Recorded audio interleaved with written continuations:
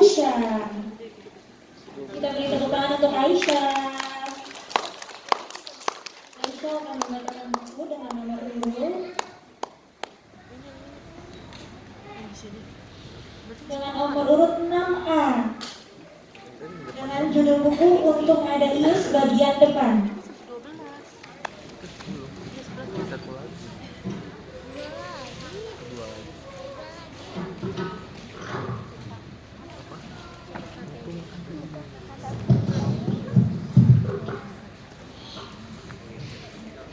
Untuk Ius.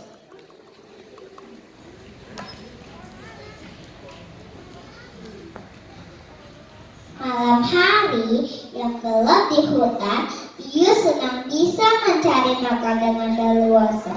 Ia bisa melihat dengan baik dalam gelap dengan matanya yang besar. Namun, teman-temannya sering terkejut dan ketakutan ketika melihat mata yang bersinar di kegelapan malam. Ketika mereka tahu bahwa itu adalah mata Ius, mereka kesal sekali. Siang harinya, Ius, Ius, Ius, teriak kakak Tutu. Ius kaget sampai terjatuh dari pohon. Lalu Ius naik ke atas pohon lagi, tetapi Otan menggoyang-goyangkan pohon dan membuat Ius terjatuh kembali. Ketika Ius ingin minum, Ucil menaruh kulit pisang di tepi danau, sehingga Ius terpeleset dan tercebur ke danau. Hal ini sering terjadi. Kakak Tutu, Ucil, dan Otan sangat senang menjahil Ius yang kecil. Kakak Tutu dengan suara nyaringnya, Ucil dan Otan dengan ide-ide jahilnya.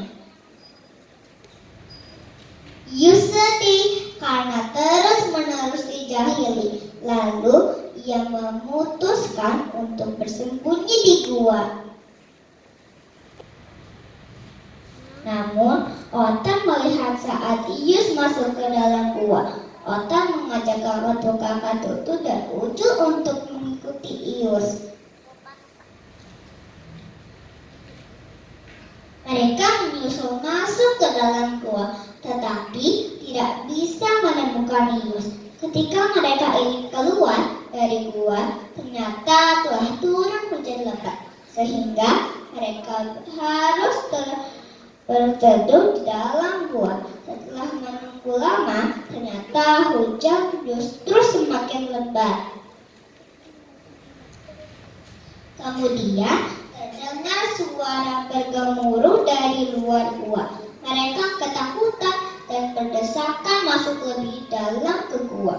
Tiba-tiba batu-batu besar berjatuhan dari atas gua menutupi pintu gua. Seketika gua menjadi gelap gulita.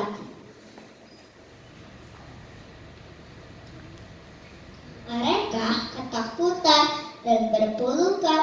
Ucil yang cerdik pun mendapat ide. Kakak Tutu, kamu teriak yang keras, minta tolong pada Bobot.